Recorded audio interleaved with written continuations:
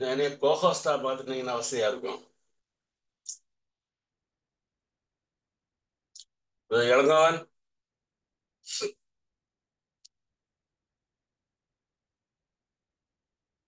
Thank you.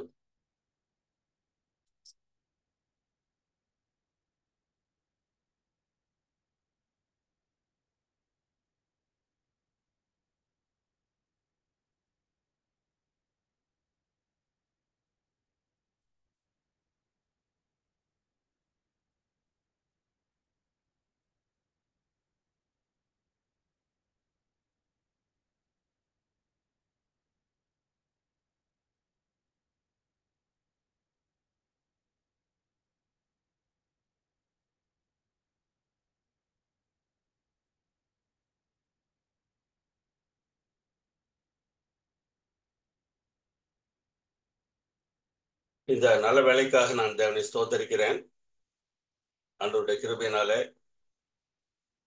இந்த ஒரு நாளில் தேவனுடைய வார்த்தைகளை தேவனுடைய பிள்ளைகளோடு பகிர்ந்து கொள்வது எனக்கு மிகுந்த மகிழ்ச்சி. கர்த்தர் ஒவ்வொருவரையும் ஆசீர்வதிப்பாராக. இதனாலே 3 கேள்விகளை பார்க்கலாம் என்று விரும்புகிறேன். ஒரு கேள்வி, சொன்னது மறந்து விட்டதோ? இரண்டாவது கேள்வி, பாசம் பறந்து விட்டதோ? மூன்றாவது கேள்வி,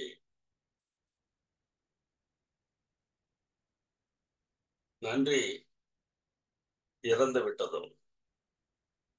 இந்த 3 கேள்விகளுக்கும் ஒரே பதில், இதுவும் கர்த்தருடைய செயல். நம்முடைய வாழ்க்கையில நாம் அனுபவிக்கிற பல பிரச்சனைகளுக்கு மத்தியில தேவனுடைய செயலை நாம் பார்ப்பதற்கு பழக வேண்டும் என்பதனால ஒரு தேவனுடைய பிள்ளையின் வாழ்க்கையிலிருந்து இந்த 3 கேள்விகளுக்கான பதிலையும் பார்க்கலாம் என்று விரும்புகிறேன். இதைத் தொடர்ந்து நாம் பார்ப்பதற்கு முன்னராக இந்த வசனத்தை நினைவில் வைத்துக் கொள்வோம். நான் நினைத்திருக்கிறபடியே நடக்கும், நான் நிர்ணயித்தபடியே நிலைநிற்கும் என்று சிலையின் கர்த்தர் ஆணையிட்டு சொன்னார். இந்த வசனமானது ஒரு தேசத்துக்கு தண்டனை கொடுக்கிறதை பற்றி பேசும்போது சொல்லப்பட்டிருக்கிறது. தண்டனை மாத்திரமல்ல, தங்களை தேவனுடைய சமூகத்துல தத்தம் செய்திருக்கிற, தேவனுக்கென்று தங்களை ஒப்படைத்திருக்கிற தேவனுடைய பிள்ளைகளுடைய வாழ்க்கையில் கூட தேவன் நினைத்திருப்பது நிச்சயமாக நடக்கும். தேவன் நிர்ணயித்தது நிச்சயமாக நிலை நிற்கும். ஆனால் அந்த நிகழ்ச்சி நிறைவேறுவதற்கு முன்னராக பல பயிற்சிகளை அவர்கள் அடைய வேண்டியது இருக்கலாம். அதை பயிற்சியாக நாம் பார்த்தோம் என்றால் வேதனை இருக்காது. ஆனால் ஏன் நடக்கிறது என்கிற கேள்வியை நாம் கேட்டோம் என்றால் அது நமக்கு மிகுந்த வேதனையாக இருக்கும். இந்த கேள்விகளுக்கான பதிலை நாம் யோசிக்கும் போது கர்த்தர் நம்மோடு பேசுவாராக. ஜெபம் பண்ணுவோம். எல்லா நன்மைகளுக்கும் ஊற்றும் காரணருமாகிய எங்கள் நல்ல பிதாவே, எல்லா நன்மைகளும் உம்மிடத்திலிருந்து தான் எங்களுக்கு வருகின்றன. பல சமயங்களிலே வேதனைகளும் வருகின்றன. ஏன் இப்படி என்கிற கேள்வியை நாங்கள் கேட்கும்போது எங்களால் தாங்கிக் கொள்ள முடியவில்லை. ஆண்டவரே, நீர் நல்லவர், நீர் எதை அனுமதித்தாலும் எங்களுக்கு நல்லதுதான் என்கிற எண்ணத்தினால் மாத்திரமே நாங்கள் எங்களை தேர்ச்சிக்கொள்ள முடிகிறது. அப்படிப்பட்டதான ஒரு தேர்தலை தேவரே இந்த நாளிலே எங்களுக்கு தந்துள்ள வேண்டுமாய் எங்கள் அருமைநாதர் இயேசு நாமத்தில் வேண்டுகிறோம் பரமபிதாவே. ஆமென்.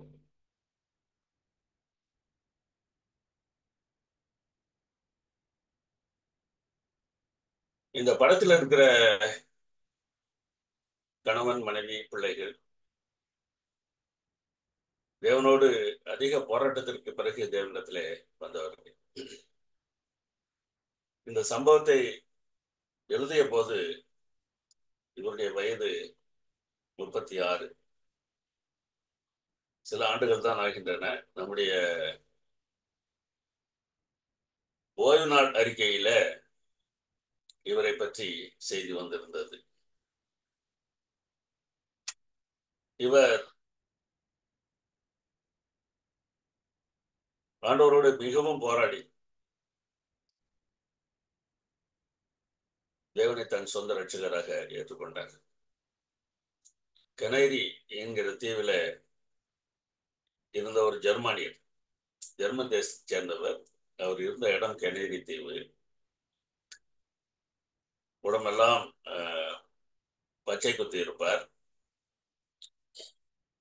தேவனை நெருங்காத ஒரு வாழ்க்கை. ஆனால் தேவன் அவரோடு போராடினார். வேதாம் சொல்கிறது, இந்த உலகத்தில் பிறக்கிற ஒவ்வொரு மனிதனோடும் தேவன் போராடத்தான் செய்கிறார். சிலர் ஏற்றுக்கொள்கிறார்கள், பலர் ஏற்றுக்கொள்வதில்லை. தேவன் எவரையும் ஒதுக்குவதில்லை. இவரிடத்திலும் பேசினார். கடைசியில் ஆண்டோட சத்தத்தை கேட்டு தேவனுக்கு என்று தன்னை ஒப்படைத்தார். 35 வயதிலே அவருக்கு ஒரு ஏவுதல் வந்தது, நீ போதகராக மாற வேண்டும். அதற்காக ஸ்பெயின் தேசத்தில் இருக்கிற சகுண்டா அட்வென்டிஸ்ட் கல்லூரியில மாணவராக சேர்ந்தார். தேவனை ஏற்றுக்கொண்ட மாத்திரத்துல தேவனுக்கு ஊழியம் செய்ய வேண்டும் என்கிற ஆர்வம் அதிகமாக இருந்ததுனால இவர் இப்படி செய்தார். முதல் ஆண்டு முடிந்த போது கையில் இருந்த கையிருப்பு எல்லாம் காலியாகிவிட்டது. அவருக்கு கல்லூரி கட்டணம் மாத்திரம் 5000 யூரோ கட்ட வேண்டும். வீட்டு செலவுக்கு 5000 யூரோ தேவைப்பட்டது. கல்லூரியில ஒரு சிறிய ஒரு வீட்டை கொடுத்திருந்தார்கள். அவருக்கு தனியாக ஜெபிப்பதற்கு கூட வீட்டில் இடமில்லை. அவர் ஒரு சின்ன வீடு. அவருடைய ஜப அறை எது என்று கேள்விப்பட்டால் நீங்கள் ஆச்சரியப்படுவீர்கள். குளியல் அறை தான் அவருக்கு ஜப அறை. என்றால் வேறு அறை இல்லை. அன்றைக்கும் ஆண்டவரத்தில் ஜெபித்தார். குளியல் அறையில் போய் முழங்காற்படிட்டு, ஆண்டவரே நீதான் எனக்கு உதவி செய்ய வேண்டும். நான் இங்கே படித்து உண்மை பற்றி சொல்வதற்காக வந்திருக்கிறேன். ஆனால் நான் பணம் சம்பாதிப்பதற்காக எனக்கு நேரம் இருக்கும் போதெல்லாம் நான் புத்தகம் விற்பதற்கு செல்ல வேண்டியது இருக்கிறது. இந்த கோடை காலத்திலும் இந்த விடுமுறையில நான் புத்தகம் விற்றால்தான் என் குடும்பத்தை காப்பாற்ற முடியும். நான் ஒரு மாணவனாக இந்த கல்லூரியிலும் தொடர முடியும். நான் ஊழியத்திற்காக வந்திருக்கிறேன். இதை பணம் சம்பாதிக்கும் ஒரு தொழிலாக மாற்றுவதற்கு எனக்கு விருப்பம் இல்லை. இந்த கோடை விடுமுறையில இங்கே இருக்கக்கூடிய சபைகளுக்கெல்லாம் சென்று உண்மை பற்றி சாட்சி சொல்ல வேண்டும் என்று நான் ஆசைப்படுகிறேன். ஆனால் அதை சொல்ல வேண்டும் என்றால் எனக்கு பணம் இல்லை. நீர் என்ன செய்ய போகிறீர் என்று ஜெபித்தார். பொதுவாக ஜெபம் என்பது தேவனிடத்தில் நாம் சொல்லுவது என்று நாம் நினைக்கிறோம். தேவனிடத்தில் சொல்வது மாத்திரமல்ல, தேவன் சொல்வதை கேட்பதும் அதில் அடங்கி இருக்கிறது. இவர் இப்படி ஜெபித்த உடனே ஆண்டவர் அவரிடத்தில் பேசினார். உனக்கு பணம் எவ்வளவு தேவை? அந்த கேள்விக்கு உடனே பதில் சொன்னார், எனக்கு 50,000 யூரோ தேவைப்படும். இன்னும் 5 ஆண்டுகள் இந்த கல்லூரிக்கு நான் படிக்க வேண்டும். இன்னும் எனக்கு 50,000 யூரோ தேவைப்படுகிறது என்று அவர் சொன்னார். சரி, 10 நிமிடத்தில் உனக்கு கிடைக்கும் என்று ஆண்டவர் சொன்னார். 10 நிமிடத்திலா? 10 நிமிடத்தில் உனக்கு 50,000 யூரோ கிடைக்கும் என்று சொன்னார். இன்னும் ஆண்டவர் இப்படி சொல்லிவிட்டார் என்று வெளியே சென்றார். அவருடைய அம்மா ஜெர்மனியிலிருந்து வந்திருந்தார்கள். அவர்கள் கையில செல்போன், ஏதோ தீவிரமாக யோசித்துக் கொண்டிருந்தது போல தெரிந்தது. இடத்துல போய், அம்மா என்ன ஆயிற்று, ஏன் இப்படி இருக்கிறீர்கள் என்று கேட்டபோது அம்மா சொன்னார்கள், எனக்கு ஒரு வீடு ஜெர்மனியில் இருக்கிறது அல்லவா, அதை விற்பதற்காக 10 ஆண்டுகளாக நான் முயற்சி செய்து கொண்டு வருகிறேன். அதை விற்க முடியவில்லை. இன்றைக்கு ஒருவர் வாங்குவதாக சொல்லியிருக்கிறார். நான் சொன்ன விலையை விட 50,000 யூரோ அதிகமாக தருவதாக சொல்லியிருக்கிறார். உன்னை இவருக்கு, அம்மா அந்த 50,000 யூரோ என்னுடைய காசு, எனக்கு என்று ஆண்டவர் தந்தது என்று சொல்ல வேண்டும் போல மனசுல அதிகமாக தோன்றி இருக்கிறது. ஆனால் அது எப்படி அம்மாவிடத்துல காசு எனக்கு தா என்று கேட்பது? அதனால மறுபடியும் தண்ணி ஜெப அறைக்கு சேர்த்தார். வெளியில அதேதான். அங்கே போய் மறுபடியும் முழங்காற்படியிட்டார். ஆண்டவரே நன்றி, 50,000 யூரோக்கு ஏற்பாடு செய்து விட்டீர்கள். ஆனால் அது என் கைக்கு வர வேண்டுமே, வந்தால்தானே சரி. அது மாத்திரமல்ல, ஆண்டவரே உம்மிடத்தில் ஒன்று கேட்க வேண்டும் என்று ஆசைப்படுகிறேன். 50,000 யூரோ என்ற மாத்திரத்திலே தந்து விட்டீர்கள். நான் 1,00,000 யூரோ கேட்டிருந்தால் என்ன செய்திருப்பீர்கள் என்று கேட்டான். ஆண்டவர் தான் தந்திருப்பேன் என்று சொன்னேன். நான் இப்போது என் மனதை மாற்றி 1,00,000 கேட்கலாமா என்று கேட்டபோது ஆண்டவர் சொன்னாரா, இல்லை இல்லை, நீ பெருசா நினைக்கிறதுக்கு பழகணும். நீ 50,000 போதும் என்று நினைத்தாய், அதை தந்து விட்டேன். இனி நான் அதிகமாக தர முடியாது. நீ சொன்னது, நீ கேட்டபடி நான் தந்து விட்டேன், வாங்கிக்கோ. சரி, அம்மா எப்படி தருவார்கள்? ஆண்டவர் சொன்னார், அதை நான் பார்த்துக் கொள்கிறேன். சரி, நன்றி ஆண்டவரே என்று வெளியே சென்ற போது அம்மா சொன்னார்களாம், உனக்கு படிப்பு முடிவுக்கு 50,000 தேவைப்படுகிறது என்று சொல்லிக் கொண்டு இருந்தாய் அல்லவா, நான் இந்த 50,000 உனக்கு தந்து விடுகிறேன் என்று சொன்னார். எவ்வளவு நன்றாக இருக்கிறது அல்லவா, கேட்பதற்கு இனிமையாக இருக்கிறது. நம்முடைய வாழ்க்கையிலும் நாம் கேட்கும் போதெல்லாம் தேவன் இப்படி செய்தால் மிகவும் நன்றாக இருக்கும். ஆண்டவர் வேதாகமத்தில் சொல்லியிருக்கிறார், வருத்தப்பட்டு பாரத் சுமக்கிறவர்களே, நீங்கள் எல்லாரும் இடத்தில் வாருங்கள், நான் உங்களுக்கு இளைப்பாறுதல் தருவேன். பயப்படாதே, நான் உன்னோடு இருக்கிறேன், நான் உன் தேவன். கேளுங்கள், அப்பொழுது கொடுக்கப்படும். தட்டுங்கள், அப்பொழுது திறக்கப்படும். தேடுங்கள், கண்டறிவீர்கள். இது போன்ற ஏராளமான வசனங்கள் வேதாகமத்தில் இருக்கின்றன. நான் நான் ஆண்டவர் தன்னை பற்றி சொல்லியிருக்கிற இந்த வசனங்களை எல்லாம் பார்க்கும்போது இன்னும் சந்தோஷமாக இருக்கிறது. இது போன்ற சம்பவங்களை கேட்கும்போது இன்னமும் சந்தோஷமாக இருக்கிறது. நாம் கேட்பதை தேவன் உடனடியாக தந்து விட்டால் எவ்வளவு நன்றாக இருக்கும். ஆனால் அப்படி நடக்கிறதா? இல்லையே. நாம் நினைக்கிற வேகத்துல எதுவுமே நடப்பதாக தெரியவில்லை. தேவன் சொன்னதை மறந்து விட்டாரா என்கிற கேள்வி எழும்பத்தான் செய்கிறது. ஏன்னா ஆண்டவர் இவ்வளவு சொல்லியிருக்கிறீர், நான் கேட்கும்போது நடக்கவில்லையே. சுகவீனமாக இருக்கிற என்னுடைய மகளுக்கு சுகம் கிடைக்கவில்லையே. பண தேவையில் இருக்கிற எங்களுக்கு தேவையான பணம் கிடைக்கவில்லையே. நானும் ஜெபிக்கத்தான் செய்கிறேன். விசுவாசத்தோடு கேட்டால் கிடைக்கும் என்று சொல்லி இருக்கிறீர். விசுவாசத்தோடு தான் கேட்கிறோம். நீ செய்வீர் என்கிற நம்பிக்கை எங்களுக்கு இருக்கிறது. ஆனால் எதுவும் நடந்ததாக தெரியவில்லை ஆண்டவரே. நீ சொன்னதை மறந்து விட்டீரா என்கிற கேள்விதான் மனதை ஆட்கொள்கிறது.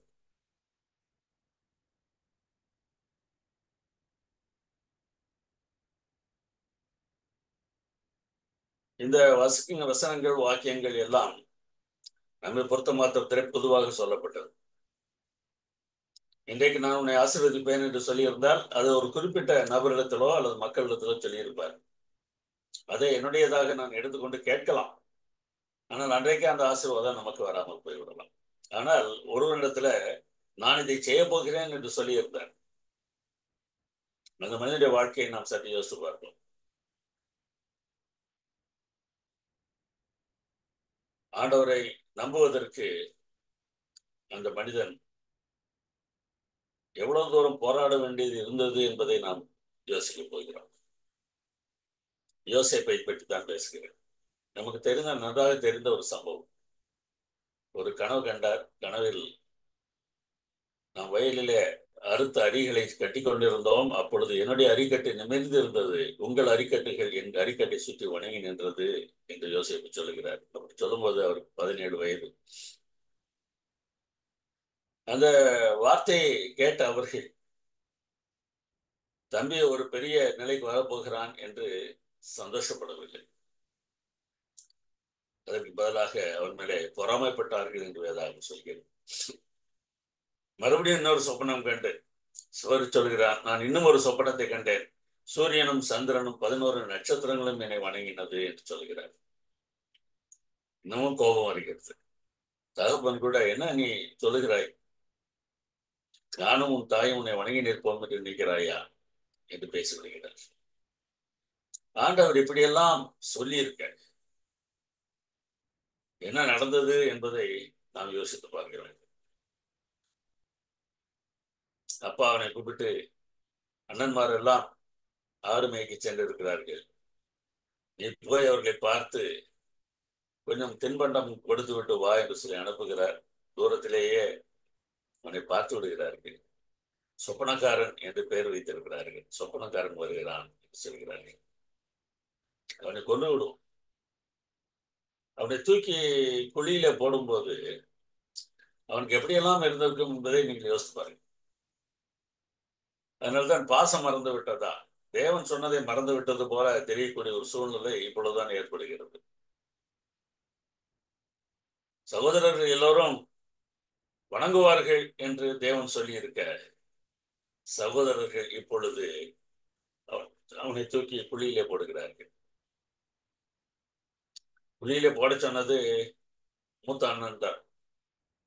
உடனடியாக கொலை செய்து விடக்கூடாது, கொஞ்சம் கோபம் அவர்களுக்கு தனியட்டும், குழியில இப்பொழுது போடட்டும், பிறகு அவனை வெளியே கொண்டு வந்து விடலாம் என்று மூத்த அண்ணன் நினைக்கிறான். அவன் சற்று அப்புறம் போயிருந்த போது அந்த பக்கமாக சில வியாபாரிகள் வருகிறார்கள். ஏன்னா இவர்களெல்லாம் யோசித்து, இவனை கொண்டு போடுவதனால நமக்கு என்ன லாபம், இவனை விற்று விடலாமே என்று அடிமையாக விற்று விடுகிறார்கள். அந்த சமயத்துல யோசேப்பு போட்ட கூக்குரல் எல்லாம் நீங்க யோசித்து பார்த்தால்தான் தெரியும். ஆனா என்னை விட்டு விடுங்கள், நான் என்ன செய்தேன், எதற்காக இப்படி செய்கிறீர்கள் என்றெல்லாம் அழுதிருப்பான் அல்லவா. இன்றைக்கு இதே போன்று அழுகிற தேவனுடைய பிள்ளைகள் எத்தனை பேர் இருக்கிறார்கள். சிறு வயதிலே ஒன்றாக வளர்ந்து ஓடியாடி விளையாடி எவ்வளவு சந்தோஷமாக அண்ணன் தம்பி என்று நாம் வளருகிறோம். ஆனால் வயதான பிறகு அதை மறந்து விடுகிறோம், பங்காளிகளாக மாறிவிடுகிறோம். அப்பாவுக்கு கொஞ்சம் சொத்து இருந்தால் பங்கிடுவதில் பிரச்சனை. இப்படி எத்தனையோ பிரச்சனைகளை இந்த சகோதரர்கள் சந்திப்பதை இன்றைக்கு உலகத்திலே நாம் பார்க்க முடிகிறது. இந்தியாவின் பெரிய பணக்காரர் பணம் நிறைய சம்பாதித்து சேர்த்து வைத்தார். ஆனால் சொத்தை பங்கிடுவதில் பிரச்சனை வந்தது. இரண்டு பேரும் ஒருவரை ஒருவர் விரோதித்துக் கொண்டிருக்கிறார்கள். அம்பானி குடும்பத்தை தான் சொல்கிறோம். அவ்வளவு பணம் இருந்தும் சகோதரர்களுக்குள்ள ஒற்றுமை இல்லை. ஒரு சமயத்துல அரசாங்கம் தலையிட்டு நீங்கள் ஒற்றுமையாக இருங்கள் என்று சொல்லி கூட பிரயாசப்பட்டார்கள். ஆனால் இதை கேட்பதற்கு அவர்கள் ஆசைப்படவில்லை. பாசம் மறந்து விடுகிறது. சிறு வயதில ஒன்றாக வாழ்ந்த காலத்தில் ஒருவரோடு ஒருவர் காட்டிய அன்பு வளர்ந்த பிறகு இல்லாமல் போய்விடுகிறது. இங்கே அவரை விட்டுவிட்டார்கள். நம் கடந்து போகும்போது அதனை இழுத்து கொண்டு அந்த வியாபாரிகள் சென்ற போது எல்லாம் போய் சொல்கிறார்கள், அவருடைய வீடு இருந்த பக்கமாக அவரை அழைத்து செல்கிறார்கள். ஐயோ, என்னுடைய வீடு இந்த பக்கம் தான் இருக்கிறது. எவ்வளவு கதறி இருப்பான்.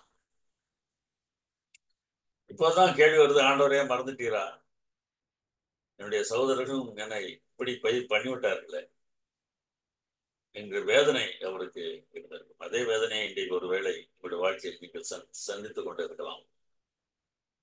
நான் என்ன செய்வது? ஆனால் நமக்கு இன்றைக்கு தெரியும் யோசேப்புக்கு கடைசியில் என்ன நடந்தது என்று. ஆனால் இந்த சம்பவம் நிகழ்ந்த போது அவருக்கு ஒன்றுமே தெரியாது. எதற்காக இதை ஆண்டவர் செய்கிறார் என்கிற கேள்வி அவருடைய உள்ளத்தில் இருந்திருந்தது என்றால் அதற்கான பதில் இல்லை. ஏன் ஆண்டவரே, ஏன் ஆண்டவரே, எதற்காக, ஏன் இந்த பிரச்சனை என்கிற கேள்வி இன்றைக்கு கூட நம்முடைய வாழ்க்கையில பிரச்சனைகளை அனுபவிக்கும் போது நமக்கு வந்து கொண்டுதான் இருக்கிறது. யாருக்குத்தான் இல்லை இந்த பிரச்சனை?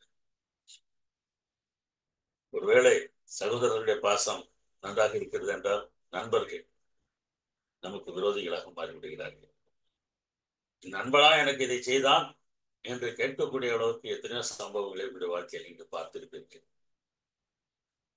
நெருங்கி பழகிறவர்கள், நம்மோடு வேலை செய்கிறவர்கள் நமக்கு துரோகம் பண்ணுகிறார்கள். அதுக்கு முன்னராக காட்டிய அன்பெல்லாம் என்ன ஆயிற்று? கேள்வி எழும்பத்தானே செய்கிறது. ஒரு வசனம் சொல்கிறது, நாம் சகோதரர்களிடத்தில் அன்பு கூறுகிறபடியால் மரணத்தை விட்டு நீங்கி ஜீவனுக்கு உட்பட்டு இருக்கிறோம் என்று அறிந்திருக்கிறோம். சகோதரனிடத்தில் அன்பு கூறாதவன் மரணத்திலே நிலை கொண்டிருக்கிறான். ஆவிக்கிற கடமைகளை எல்லாம் நாம் செய்வோம். ஆலயத்திற்கு செல்லுதல், தசமபாகம் கொடுத்தல், உபவாசம் பண்ணுதல் போன்ற கடமைகளை நாம் செய்வோம். ஆனால் பல சமயங்களிலே சகோதரனிடத்தில் நாம் அன்பாக இருக்க முடிவதே இல்லை. வசனம் இதுதான் சொல்கிறது. சகோதரனிடத்தில் நீ அன்பு கூறவில்லை என்றால் நீ மரணத்தில் நிலைத்திருக்கிறாய். யோசேப்பின் சகோதரர்கள் இந்த நிலையில் தான் இருந்தார்கள். தன்னுடைய தம்பியிடத்திலே அவர்கள் அன்பு கூறவில்லை. அது எவ்வளவு தூரம் அவனுடைய மனதை பாதித்திருக்கும் என்பதை நாம் யோசித்து பார்க்க வேண்டும். இந்த அளவுக்கு அன்பு காட்ட வேண்டுமா?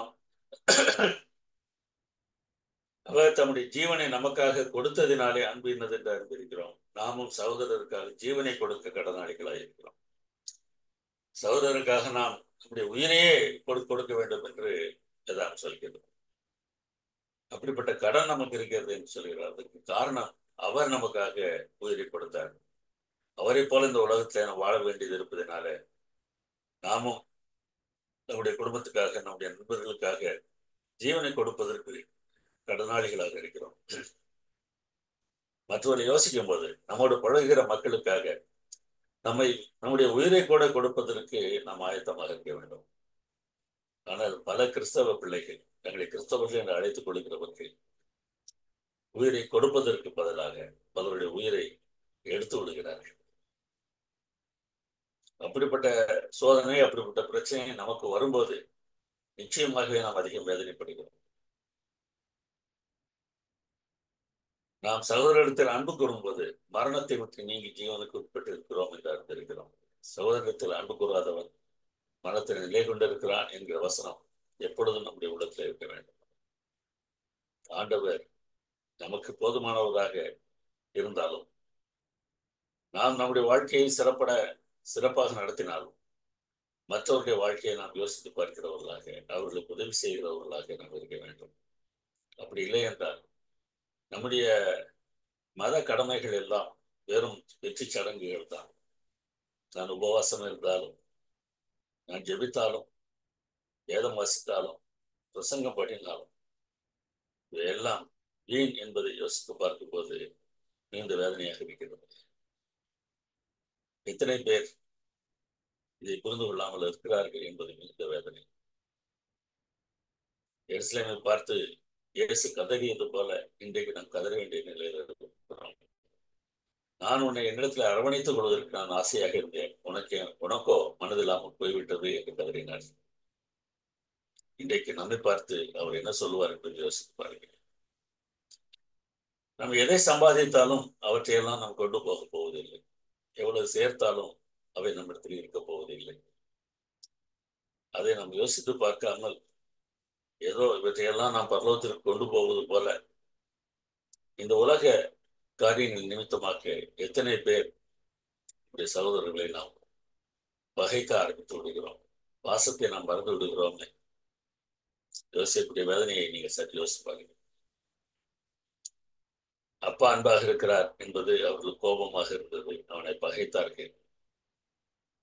அப்பா அன்பாக இருப்பது மாத்திரமல்ல, யோசேப்பு சொப்பனம் கண்டபோது இந்த சொப்பனத்தை தேவனும் அவனை அதிகமாக நேசிப்பதாக அவர்கள் நினைக்கிறார்கள்.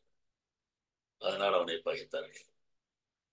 இதுல எல்லாம் அவர்கள் யார் மேல் கோபப்பட்டிருக்க வேண்டும்? அப்பா அன்பாக இருப்பதை பார்த்தபோது அப்பா மேல கோபப்பட்டிருக்க வேண்டும். தேவன் இந்த சொப்பனத்தை சொன்ன போது தேவன் மேல கோபப்பட்டிருக்க வேண்டும். ஆனால் அதுக்கு பதிலாக யோசேப்பை அவர்கள் பகைக்கிறார்கள். நீ எங்கள் மேல் துரைத்தனம் பண்ணுவாயோ, நீ எங்களை ஆளப்போகிறாயோ என்று சொல்லி அவன் சொப்பனங்களின் நிமித்தம், அவனுடைய வார்த்தைகள் நிமித்தம் இன்னமும் அதிகமாக பகைத்தார்கள் என்று வேதாகம் சொல்கிறோம். சகோதரர்கள் பொறாமைப்படுகிறார்கள். அவன் தகப்பனும் அவன் சொன்னதை மனதில் வைத்துக் கொண்டான் என்று வேதம் பதிவு செய்கிறது. பகைத்தவர்கள் என்ன செய்தார்கள் என்பதை நாம் நன்றாக அறிந்திருக்கிறோம். அவனை விற்றுவிட்டார்கள். அவனை வாங்கினவர்கள் எகிப்திலே ஒரு பணக்காரனத்திலே கொடுத்து விடுகிறார்கள். அவன் ஒரு அதிகாரி.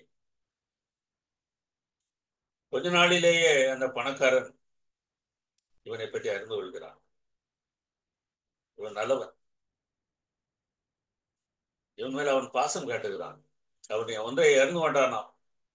கர்த்தர் அவனோடு இருக்கிறார், அது நிமித்தமாக கர்த்தர் தன்னை ஆசீர்வதிக்கிறார் என்பதை அவன் புரிந்து கொண்டானாம். எனவே தன்னுடைய எல்லாவற்றின் மேலும் அவனை அதிகாரியாக வைக்கிறான். எதையும் குறித்து அவனத்தில் கேள்வி கேட்பதில்லை என்று சொல்லக்கூடிய அளவிற்கு அவன் ஒரு சிறந்த அதிகாரியாக வீட்டில் இருக்கிறான். இந்த சூழ்நிலையில் தான் பிரச்சனை வருகிறது. நமக்கு நன்றாக தெரிந்த பிரச்சனை. அந்த பணக்காரனுடைய மனைவி இவன் மேல் ஆசை வைத்து தன்னோடு இருக்கும்படியாக அவனை அழைக்கிறான்.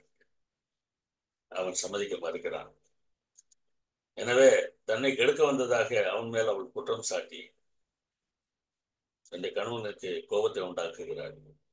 அவனோ ஆராய்ந்து பாராமல் இவனை கொண்டு போய் சிறைச்சாலையிலே அடைத்து விடுகிறான். எப்படி இருந்திருக்கும் என்று யோசித்து பாருங்க. இதெல்லாம் பார்க்கும்போது நமக்கு என்ன தோன்றுகிறது? இப்படியெல்லாம் கஷ்டப்பட்டான், ஆனா கடவுளை கடைசியில நல்ல நிலை கொண்டு வந்துட்டாருன்ற மாத்திரம்தான் நமக்கு நினைவில் இருக்கிறது. ஆனால் இந்த பிரச்சனையின் போது அவன் எவ்வளவு வேதனைப்பட்டு இருப்பான், எவ்வளவு கஷ்டப்படுத்தி இருப்பார்கள் என்று யோசிப்பார்கள். அவன் நல்லவன், அவனிடத்துல தவறு இல்லை. ஆனால் மற்றவர்கள் என்ன சொல்லியிருப்பார்கள்? இவ்வளவு நயவஞ்சகமாக நடந்து விட்டானே, பெண்கள் மேலே மிகுந்த ஆசையுடையவன் போல இருக்கிறது. அதனால் தன்னுடைய முதலாளி மனைவியையே அவன் கண் வைத்து விட்டான். இன்னும் சொல்ல வேண்டும் என்றால் பலர் சொல்லியிருப்பார்கள், அவன் ஒரு பொம்பளை பொறுக்கி.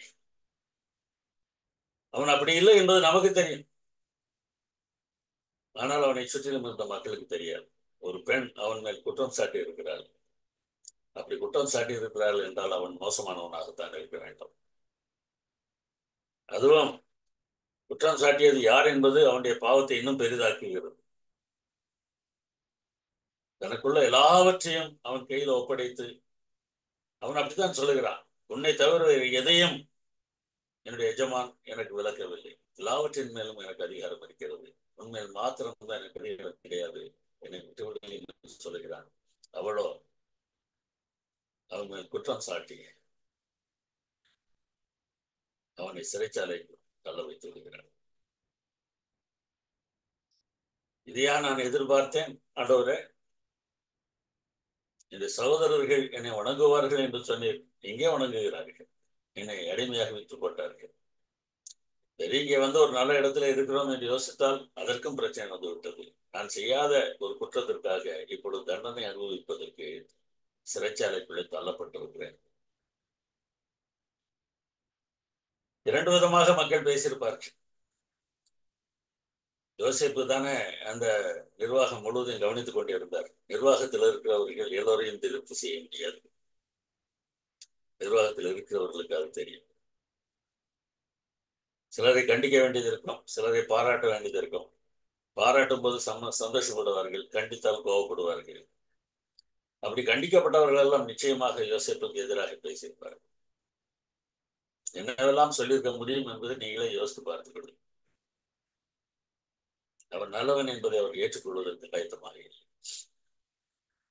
யோசிப்பு கூட நெருங்கி பழகியவர்கள் கூட அப்படி சொல்லியிருப்பார்கள், அவன் ஸ்திரீலோன், அவன் மோசமானவன், இது எங்களுக்கு தெரியாமல் போய்விட்டது என்று பேசியிருப்பார்கள். ஆனால் அவனிடத்துல வேலைக்காக வருகிற நல்லவர்கள், ஏமாற்றாதவர்கள், அப்படியெல்லாம் ஒன்றும் எனக்கு தெரியவில்லையே. எத்தனையோ பெண்கள் இடத்துல அவன் பேசியிருப்பான். அவன் பேசும்போது என்னிடத்துல தவறாக பேசியதாக தெரியவில்லையே, நன்றாகத்தானே பேசுவான். அவன் இது போன்ற ஆசை உடையவனாக தெரியவில்லை. எனவே இதில் வேற ஏதோ இருக்கிறது என்று சொல்லக்கூடியவர்கள் இருந்திருப்பார்கள். ஆனால் அவனை பிடிக்காதவர்கள் நிச்சயமாக அவனை கேவலமாக பேசியிருப்பார்கள். அவர்களுக்கு இவன் மேல் அன்பு இல்லை என்பது இந்த பேச்சுகள் மூலமாக தெரிய வருகிறது. ஒரு குற்றச்சாட்டை நாம் பேசும்போது அந்த மனிதனை மோசமாக நாம் பேசவில்லை, நாம் மோசமானவர்கள் என்பதை காட்டுகிறோம், அவ்வளவுதான். இன்னொருவரை பேசும்போது நாம் எவ்வளவு மோசமானவர்கள் என்பதை காட்டுகிறோம், நமக்கு அவர் மேல் அன்பு இல்லை என்பதை காட்டுகிறோம். நமக்கு அன்பு இருந்தால் நாம் அப்படி பேச மாட்டோம். பேசினால் நமக்கு அன்பு இல்லை. நாம் மாற வேண்டும் என்பதைத்தான் இந்த செயல் காட்டுகிறதை தவிர அவர்கள் மாற வேண்டும் என்பது அல்ல. நம்முடைய செயல்கள் எந்த அளவுக்கு மற்றவர்களை கஷ்டப்படுத்த முடியும் என்பதை யோசித்து பாருங்கள். இதையெல்லாம் கேட்டு என்ன ஆண்டவரே, உம்மை நம்பி எனக்கு என்ன பிரயோஜனம் என்று அவன் சொல்லவில்லை. பின்னர் நடந்ததை நாம் மனதில் வைத்திருக்க வேண்டும். கடைசியில சிறைச்சாலையில் இருக்கிறான். அங்கேயும் சிறைச்சாலை அதிகாரி இவனை பார்த்து இவன் நல்லவன் என்று புரிந்து கொண்டு சிறைச்சாலை பொறுப்புகளை கூட அவனிடத்துல பகிர்ந்து கொள்கிறான். நீ இவற்றையெல்லாம் கவனித்துக் கொள் என்று அவனுக்கு வேலை கொடுக்கிறான். அப்பொழுது ஒரு நாள் 2 பேர் வேதனையோடு பேசிக் கொண்டிருந்தார்கள். என்ன பேசுகிறீர்கள் என்று கேட்டபோது, நாங்கள் சொப்பனம் கண்டோம், அதற்கு அர்த்தம் தெரியவில்லை. இடத்துல சொல்லுங்கள், நான் ஆண்டவரத்தில் கேட்டு சொல்கிறேன் என்று சொப்பனத்தை கேட்டான். சொன்னார்கள்.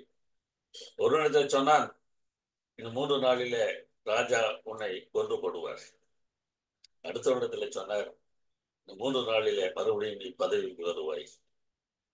அப்படி பதவிக்கு வந்த பிறகு என்னை பற்றி ராஜா அவருக்கு சொல்லுது, நான் செய்யாத தவற்றுக்காக சிறையில் இருக்கிறேன் என்பதை சொல்லி எனக்கு விடுதலை வாங்கி கொடு என்று சொல்லுகிறான். வேதாகமம் என்ன சொல்கிறது? யோசேப்பு அவர்கள் சொன்ன அர்த்தத்தின்படியே சம்பவித்தது. ஆனாலும் பானபாத்திரக்காரர்களின் தலைவன் யோசேப்பை நினையாமல் அவனை மறந்து விட்டான். நன்றி மறந்து விட்டான், அவ்வளவுதான். வேற என்ன சொல்வது? கிட்டத்தட்ட 2 ஆண்டுகள் செல்கின்றன. அவனை பற்றி அவர் சொல்லியிருக்கலாம், ஆனால் சொல்லவில்லை. என்ன இது, என்னுடைய வாழ்க்கையில் இப்படியெல்லாம் நடக்கிறது? சகோதரர்கள் பகைத்து என்னை இங்கே தள்ளிவிட்டார்கள். நான் செய்யாத குற்றத்திற்காக என்னை சிறைச்சாலையில் அடைத்தார்கள். ஒருவருக்கு உதவி செய்தேன், ஆனால் அவர் எனக்கு திரும்ப உதவி செய்ய தயாராக இல்லை. நான் ஏன் கஷ்டப்படுகிறேன்? கிட்டத்தட்ட 13 ஆண்டுகள் என்று தெரிகிறது. 17 வயதில அவனை விட்டு போடுகிறார்கள். 30 வயது வரைக்கும் அவன் கஷ்டப்படுகிறான். நன்றி மறந்து விட்டதாக இன்றைக்கு உங்களுக்கு தெரியலாம். ஏதோ ஒரு காரணத்திற்காகத்தான் ஆண்டவர் இப்படி செய்திருக்கிறார் என்பதை நாம் அறிந்து கொள்ளலாம். 2 ஆண்டுகளுக்கு பிறகு நமக்கு கதை நன்றாக தெரியும். கதையை நான் சொல்ல வேண்டிய அவசியம் இல்லை. பார்வன் சொப்பனம் கண்டார், அர்த்தம் சொல்வதற்கு ஆள் இல்லை என்று கண்டபோது இந்த பானபாத்திரக்கார தலைவன் சொல்லுகிறான், சிறைச்சாலையில எனக்கு ஒருவன் செய்தான், என்னுடைய சொப்பனத்துக்கு அர்த்தம் சொன்னான். அவன் சொன்னபடியே நடந்தது. ஆனால் ராஜா அவரை கூப்பிடலாம். அவனை கூப்பிட்டார்கள். சொப்பனத்திற்கு அர்த்தம் சொன்னான். அப்பொழுது நீயே எனக்கு அடுத்த பொறுப்பிலே இருந்து கவனித்துக்கொள், நாட்டை நிர்வாகம் பண்ணு என்று சொல்லி யோசேப்பிடத்தில் நிர்வாகத்தை பார்வன் ஒப்படைக்கிறான். தேவன் சொன்ன சொப்பனம் இப்பொழுது நிறைவேறிவிட்டது. தேவன் சொன்னபடியே நடந்தது. ஆனால் நாம் நினைக்கிற வேகத்திலே இது நடப்பது இல்லை. நாளைக்கே நடந்தால் நன்றாக இருக்கும் என்று நாம் ஆசைப்படுகிறோம், நடப்பது இல்லை. நாட்களாகின்றன, வாரங்களாகின்றன, மாதங்களாகின்றன, வருடங்களாகின்றன. சொன்னது சரிதானா அல்லது உமக்கு மறந்து விட்டதா என்று கேள்வி கேட்க தோன்றுகிறது. சுற்றிலும் இருக்கிறவர்கள் நன்றி மறந்தவர்களாக இருக்கிறார்கள். சுற்றிலும் இருந்தவர்கள் பாசத்தை பறக்க விட்டவர்களாக இருக்கிறார்கள். மேல உண்மையான அன்பு இருப்பதாக தெரியவில்லை. இப்படியெல்லாம் வேதனைப்படக்கூடிய சூழ்நிலை ஏற்படுகிறது. ஆனால் ஒன்றை யோசித்து பாருங்க. யோசேப்பிடத்தில் ஆண்டவர், தேசத்திலே ஒரு பஞ்சம் வரப்போகிறது, அந்த பஞ்சத்திலே உன்னுடைய குடும்பத்தை நீ காப்பாற்ற வேண்டும், அதற்காக நான் பார்வோனுக்கு அடுத்த பதவியிலே உன்னை கொண்டு போய் வைக்கப் போகிறேன், நீ கொஞ்ச காலம் போய் எகிப்திலே இரு என்று சொல்லியிருந்தால் அவர் போயிருப்பார். உனக்கு பல பயிற்சிகள் தேவை இருக்கிறது, நீ நிர்வாகத்திற்கான பயிற்சி எடுக்க வேண்டும், அதனாலே நீ அங்கே செல்லு என்று சொல்லியிருந்தால் அவர் சரியானவரே நான் போகிறேன் என்று சொல்லியிருப்பார். எனக்கு நினைவு இருக்கிறது, முதன் முறையாக குடும்பத்தை விட்டு பிரிந்து படிப்புக்காக வெளியே தங்கிய போது எவ்வளவு வேதனைப்பட்டேன் என்பது எனக்கு நன்றாக தெரியும். நாட்டில் எண்ணுவேன், தினமும் எண்ணுவேன். காலரை வைத்து என்றைக்கு வீட்டுக்கு செல்லலாம் என்பதை கணக்கு பார்ப்பேன். 90 நாட்கள், 89 நாட்கள், 88 நாட்கள் இந்த ஒவ்வொரு நாளும் சொல்லிக்கொண்டே இருப்பேன். ஏற்கனவே கணக்கு பார்த்ததுதான், ஆனாலும் ஒவ்வொரு நாளும் காலண்டரை வைத்து எண்ணி பார்ப்பேன். நான் எண்ணி பார்க்க வேண்டிய அவசியம் இல்லை. இந்த மாதத்தில் இத்தனை நாட்கள், அடுத்த மாதத்தில் இத்தனை நாட்கள் என்று சொல்லி கூட்டி பார்த்தால் அந்த எண் வந்துவிடும். கூட்டவும் தெரியும். ஆனால் அப்படி செய்ய மாட்டேன். விரலை ஒவ்வொரு நாளின் ஒரு தேதியின் மேல் வைத்து 1, 2, 3, 4 என்று எண்ணுவேன். அந்த நாள் வரும்போது மதுரையிலிருந்து நான் புறப்பட வேண்டும். இரவு 11 மணிக்கு திருநெல்வேலிக்கு ஒரு பேசஞ்சர் ட்ரெயின் இருந்தது. 11 மணிக்கு தான் அங்கே போக வேண்டும். நான் 8 மணிக்கெல்லாம் கிளம்பி விடுவேன் ரயில்வே ஸ்டேஷனுக்கு. யோசித்து பாருங்க, அந்த வாலிப வயதுல யோசிப்புக்கு எப்படி இருந்தது. எண்ணி பார்ப்பதற்கு வழி இல்லை. நீ இத்தனை ஆண்டுகள் கழித்து நீ நல்ல நிலைக்கு வருவாய் என்று ஆண்டவர் சொல்லவில்லை. எனக்கு தெரிந்திருந்தது, இந்த நாளில விடுமுறை வருகிறது, நான் வீட்டிற்கு செல்லலாம் என்று. ஆனால் அவருக்கு எதுவுமே தெரியாது. அந்த 12 13 வருடங்கள் எப்படி கடந்திருக்கும் என்பதை யோசிப்பார். ஒவ்வொரு நாளும் வேதனைகள். ஆண்டவர் ஒரு பெரிய நன்மையை சொல்லி இருக்கிறார், ஆனால் அந்த நன்மை நடப்பதாக தெரியவில்லை. அதற்கு பதிலாக வேதனைகள் தான் வருகின்றன. இந்த பானபாத்திரக்காரன் மறந்ததை கூட யோசிச்சு பாருங்களேன். ஒருவேளை இந்த பானபாத்திரக்காரன் ராஜாவிடத்தில் அதை சொல்லி ராஜா அவனை விடுதலை செய்திருந்தால், ராஜா இந்த சொப்பனத்தை கண்டபோது யோசேப்பை எங்கே தேடி பார்த்திருக்க முடியும். ஒருவன் சொப்பனத்துக்கு அர்த்தம் சொன்னான், உங்களுக்கும் அர்த்தம் சொல்வான் என்றால் அவன் எங்கே இருப்பான்? அவனை எங்கே போய் பிடிப்பது? இன்றைக்கு செய்தித்தாட்கள் இருக்கின்றன, பலவிதமான ஊடகங்கள் இருக்கின்றன. அந்த காலத்தில் அதெல்லாம் இல்லை. அவன் எங்கேயோ ஒரு இடத்துல இருப்பான், ஆனால் அங்கே எங்கே இருப்பான் என்பதை ராஜாவால் கூட கண்டுகொள்ள முடியாது. அப்படிப்பட்ட நிலை தானே இருந்திருக்க வேண்டும் முடியும். ஆனா இன்னும் 2 வருஷம் அவன் சிறைச்சாலையில இருப்பான். ராஜாவுக்கு தேவையான நேரத்துல அவன் அங்கே இருக்க வேண்டும். ஏன்னா இவற்றையெல்லாம் கர்த்தருடைய செயல் என்று சொல்லாமல் வேற என்ன சொல்வது? யோசித்து பாருங்க. சகோதரர்கள் அப்படி நடந்து கொண்டதாக இருந்தாலும் சரி, தேவன் மறந்து விட்டது போல தெரிந்தாலும் சரி, இங்கே பானபாத்திரக்காரன் நன்றி மறந்து விட்டது போல தெரிந்தாலும் சரி, எல்லாம் யோசேப்பின் மேன்மைக்காக நடைபெற்றன. வீட்டிலே செல்ல பிள்ளையாக இருந்த அவனை நிர்வாகம் செய்வதற்கு போத்திபாருடைய வீட்டில் வச்சு பயிற்சி கொடுக்கிறார். ஒரு சிறந்த நிர்வாகத்தை அவன் அங்கே கொடுத்தான் என்பது தெரிகிறது. நிர்வாகம் மாத்திரம் அல்ல, அன்புடையவனாக மாறத் தகுந்த விதத்துல கைதிகள் மத்தியிலே அவன் போடப்படுகிறான். கைதிகள் கூட என்னவெல்லாம் பேசியிருப்பார்கள் என்பதை நீங்கள் கற்பனை பண்ணி பார்த்தால் தெரியும். வேதனைகளை எல்லாம் அவன் சந்தித்து பிறகு மேல் அன்பு காட்டக்கூடியவனாக அவன் மாறுகிறான். அதுதான் முக்கியம். நாம் நினைக்கிறோம் இந்த உலகத்திலே படிப்பது, சொத்து சேர்ப்பது இதெல்லாம் முக்கியம் என்று நினைக்கிறோம். சங்கீதம் 17 நீங்கள் வாசித்து பாருங்கள். கடைசி 2 வசனங்களை வாசித்து பாருங்கள். கடைசிக்கு முந்தின வசனம் இவ்வாறு சொல்லுகிறது, இந்த உலகத்துல இருக்கிற உலக மக்களுக்கு தேவன் எந்த குறையும் வைப்பது இல்லை. அவர்களுக்கு பிள்ளைகள் இருக்கின்றன, சம்பாதிக்கிறார்கள், சொத்தை சேர்த்து தன்னுடைய பிள்ளைகளுக்கு என்று வைத்து போகிறார்கள். ஆனால் தேவனை தேடுகிற பிள்ளைகளுக்கு எல்லாம் அப்படி நன்றாக நடந்து விடுவதில்லை. எத்தனையோ போராட்டங்கள், எத்தனையோ போராட்டங்கள். பலராலும் திட்டப்பட வேண்டிய சூழ்நிலை ஏற்படுகிறது. ஏன் வீட்டிலேயே கூட திட்டுவார்கள். இப்படி பிரச்சனைகளை எல்லாம் தேவனுடைய பிள்ளைகள் அனுபவிக்க வேண்டிய சூழ்நிலை ஏற்படலாம். ஆனால் இந்த பிரச்சனைகளுக்கு மத்தியில தேவன் ஒரு மன ஆறுதலை, சமாதானத்தை நமக்கு தருகிறார். நான் உன்னோடு இருக்கிறேன் என்று வாக்குறுதியிருக்கிறார். அவர் நம்மோடு கூட இருந்தால் நமக்கு பிரச்சனையே வராது என்று எங்கேயுமே அவர் சொல்லவில்லை. அவர் சொல்லாததை அவர் சொன்னதாக நாம் நினைத்துக் கொள்கிறோம். தேவன் நம்மோடு இருப்பதனால நமக்கு பிரச்சனை இல்லை என்று எங்காவது சொல்லி இருக்கிறார்? இல்லை. நான் உன்னோடு இருக்கிறேன், உன்னை பார்த்துக் கொள்வேன் என்றால் பார்த்துக் கொள்ளத்தான் செய்வார். கொடுக்க வேண்டிய பயிற்சியை தானே கொடுத்து கொண்டிருக்கிறார். அங்கே போய் ஒரு 11 வருஷம் நிர்வாக பயிற்சியோடு தேசத்தையே நீ நிர்வாகம் பண்ண போகிறாய் என்று ஆண்டவர் யோசேப்பிடத்தில் சொல்லியிருந்தால், சரி ஆண்டவரே போகிறேன் என்றால் போயிருப்பார். இல்லை ஆண்டவரே என்னை விட்டு விடுங்க, எனக்கு அதெல்லாம் முடியாது, எங்க அப்பா விட்டு போக முடியாது என்றுதான் அழுதிருப்பார். அதனால்தான் தேவன் கட்டாயப்படுத்தி கொண்டு செல்கிறார். ஒவ்வொரு இடத்திலும் அவருக்கு பயிற்சி கிடைக்கிறது. கெட்டவர்களை நேசிப்பதற்கு அவருக்கு பயிற்சி கிடைக்கிறது. நல்ல நிர்வாகம் பண்ணுவதற்கு அவருக்கு பயிற்சி கிடைக்கிறது. ஏனென்றால் அவர் வகிக்க போகிற பதவி அவ்வளவு பெரியது. அந்த பதவியில் இருப்பதற்கான தகுதியை ஆண்டவர் யோசேப்புடைய வாழ்க்கையில உண்டாக்கினார். காத்திருத்தல் என்பது கூட ஒரு பெரிய பயிற்சி தான். நம்மால் காத்திருக்க முடியாது. நாம் நினைப்பது உடனே நடக்கவில்லை என்றால் நமக்கு கஷ்டமாக இருக்கிறது. என்ன ஆண்டவர் என்கிறோம், ஏன் ஆண்டவர் என்கிறோம்.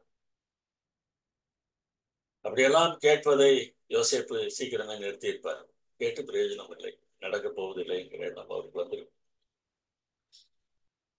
இப்படிப்பட்ட நிலையில் தான் நாம் ஒன்று யோசிக்க வேண்டியது அவசியம் இருக்கிறது. ஏன் ஆண்டவர் இப்படி செய்தார்? அவருடைய காலத்திலே இதை சொல்லவில்லை. அவருடைய காலத்திற்கு பிறகு ஒரு சங்கீதக்காரன் மூலமாக ஆண்டவர் இதற்கான பதிலை கொடுத்திருக்கிறார். பார்ப்போமா? அவர்களுக்கு முன்னாலே ஒரு புருஷனை அனுப்பினார். யோசேப்பு சிறையாக விற்கப்பட்டான். சங்கீதம் 105 இந்த வார்த்தைகள் வருகின்றன. அவன் கால்களை விலங்கு போட்டு கொடுக்கினார்கள். அவன் பிராணன் இரும்பில் அடைபட்டிருந்தது. கர்த்தர் சொன்ன வார்த்தை நிறைவேறும் அளவும் அவருடைய வசனம் அவனை புடமிட்டது. இதுதாங்க உங்களுடைய வாழ்க்கையிலும் கூட தேவன் உங்களுக்காக ஒரு திட்டம் வைத்திருப்பார். அந்த திட்டத்தின் பிரகாரமாக நீங்கள் செயல்படுவதற்கு ஆண்டவர் உங்களுக்கு பயிற்சி கொடுப்பார். தேவன் உங்களுக்காக வைத்திருக்கிற திட்டம் நிறைவேறும் வரைக்கும் அவருடைய வசனம் அவனை புடமிடுகிறது. உங்களுக்கும் அதே போன்றுதான். நீங்க பெரிய காரியங்களை செய்யக்கூடியவர்களாக வர வேண்டும் என்றால் தேவன் உங்களை அதற்காக ஆயத்தம் செய்ய விரும்புகிறார். தேவனுடைய வார்த்தை உங்களை படமிடும். அதனால அதை யோசித்தவர்களாக நாம் வாழ வேண்டியது அவசியமாக இருக்கிறது. சில சமயங்களில் நாம் எளிதாக பேசி விடுகிறோம். மேக்ஸ் லுகாடோ என்கிற ஆசிரியர் தன்னுடைய புத்தகத்திலே ஒன்றை குறிப்பிடுகிறார். அவருடைய நண்பர் ஒருவர், அவருக்கு புற்றுநோய் வந்துவிட்டது. புற்றுநோயினாலே வேதனைப்படுகிற அவரிடத்துல சிலர் சொன்னார்களாம், விசுவாசத்தோடு ஜெபித்தால் தேவன் உங்களுக்கு அற்புதம் செய்வார். விசுவாசத்தோடு தான் நாம் கேட்கிறோம். நாம் கேட்பதெல்லாம் நடந்து விடுகிறதா? உடனே என்ன வர அடுத்து நமக்கு விசுவாசம் இல்லை போல இருக்கிறது, அதனால்தான் நாம் கேட்பது கிடைக்கவில்லை என்று நினைக்க ஆரம்பித்து விசுவாச பிரச்சனை உண்டாகிறது. அதற்கு பதிலாக நாம் அதை வித்தியாசமான கோணத்திலே பார்க்க வேண்டியது அவசியமாக இருக்கிறது. நாம் எல்லாரும் ஜவுளி கடை பொம்மைகள். நம்ம எல்லாரும் ஜவுளி கடை பொம்மைகள், அவ்வளவுதான். ஜவுளி கடை முதலாளி நம்மை ஒரு பொம்மையாக வைத்து நமக்கு உடை போட்டு மற்றவர்களுக்கு காட்சி பொருளாக வைத்திருக்கிறார். பார்க்கிறவர்கள் இந்த உடை நன்றாக இருக்கிறது, இந்த கடையில இந்த உடையை நாம் வாங்குவோம் என்று உள்ளே வர வேண்டுமா? நாம் அப்படிப்பட்ட பொம்மைகள் தான். மற்றவர்கள் தேவனிடத்தில் வருவதற்கு நாம் பொம்மைகளாக நிற்க வேண்டியது இருக்கிறது. நாம் ஒரு காட்சி பொருள். நம்ம எல்லோரும் பார்க்கிறார்கள். தூதர்கள் பார்க்கிறார்கள், மற்ற மனிதர்கள் பார்க்கிறார்கள். நான் எந்த அளவுக்கு தேவன் மேல் நம்பிக்கை உடையவன் என்பதை தூதர்கள் பார்த்தாக வேண்டும். அப்பொழுதுதான் நம்மை பரலோகத்திற்கு அனுமதிக்கும் போது அவர்களுக்கு கஷ்டம் இருக்காது. இவனை நாம் நம்பலாம். 13 ஆண்டுகள் இவன் கஷ்டப்பட்ட போதிலும் கூட அவன் தேவனை விட்டு விலகவில்லை என்பதை அவர்கள் அறிந்து கொண்டார்கள். உங்களுடைய வாழ்க்கையிலும் என்னுடைய வாழ்க்கையிலும் கூட வரக்கூடிய பிரச்சனைகள் பலவாறாக இருக்கலாம். நம்மிடத்துல பணம் இருக்கலாம், பதவி இருக்கலாம், அதிகாரம் இருக்கலாம். ஆனால் நமக்கு வருகிற பிரச்சனைகள் வித்தியாசமானவைகளாக. என்ன பிரச்சனை வந்தாலும் நாம் நம்ப வேண்டியது ஒன்று இருக்கிறது. தேவன் என்னை புடமிடுகிறார். என்னை பரலோகத்திற்கு அழைத்து செல்ல வேண்டும் என்று ஆசைப்படுகிறேன். தேவன் என்னை புடமிடுகிறார். இது அவரிடத்திலே நான் என்னை ஒப்படைக்க வேண்டும். என்ன நடந்தாலும் அப்படித்தானே சாத்ராக் மேஷக் ஆபேத்நேகோ சொன்னார்கள். எங்களை விடுவிப்பார், விடுவிக்காமல் போனார். இந்த விசுவாசம் என்பது இந்த பிரச்சனையெல்லாம் தேவன் என்னை விட்டு நீக்கி விடுவார் என்று நினைப்பதல்ல. பல சமயங்களில் விசுவாசத்தை அப்படி நினைத்துக் கொள்கிறோம். என்னுடைய பிரச்சனையை அவர் தீர்த்து வைப்பார் என்று நம்புவது அல்ல விசுவாசம். எனக்கு நல்லதை அவர் செய்வார் என்று நம்புவதுதான் விசுவாசம். நாம் தேவனை விசுவாசிக்க வேண்டும், அவர் செய்கிற செயல்களை அல்ல. இரண்டுக்கும் வித்தியாசம் இருக்கிறது. நாம் தேவனை நம்புவோமா? நமக்கு என்ன பிரச்சனை இருந்தாலும் இந்த தேவன் நல்லவர் என்பதை நாம் ஏற்றுக்கொள்வோம். 17ஆம் சங்கீதத்தை சொன்னேன்.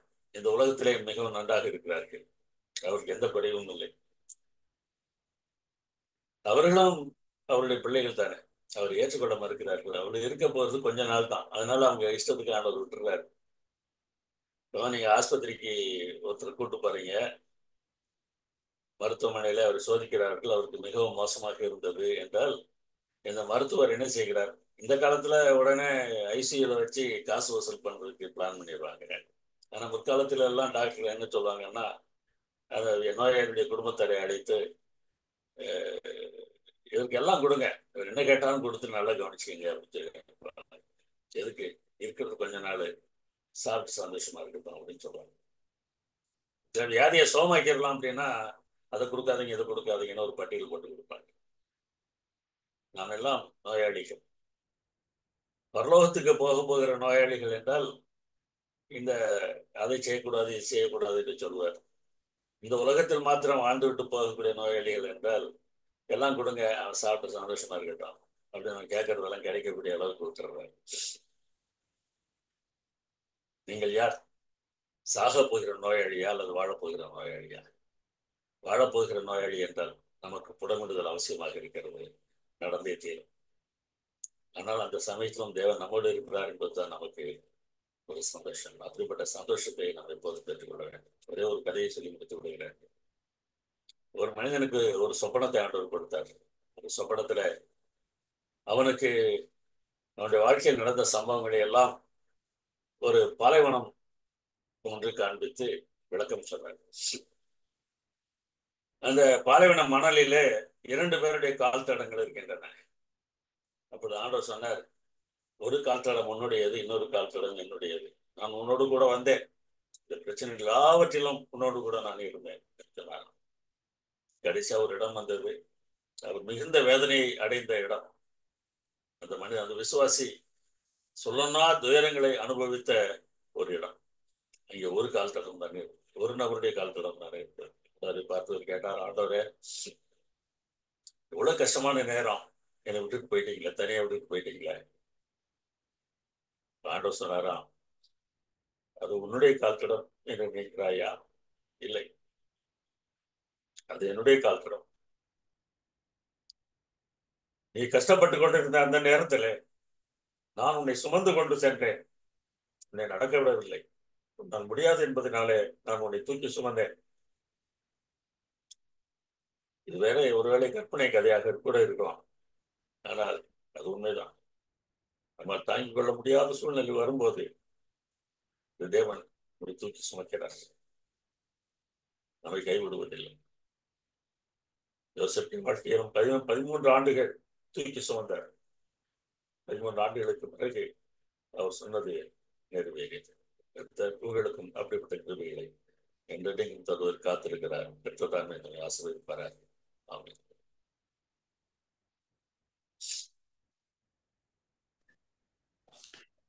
தேங்க்யூ.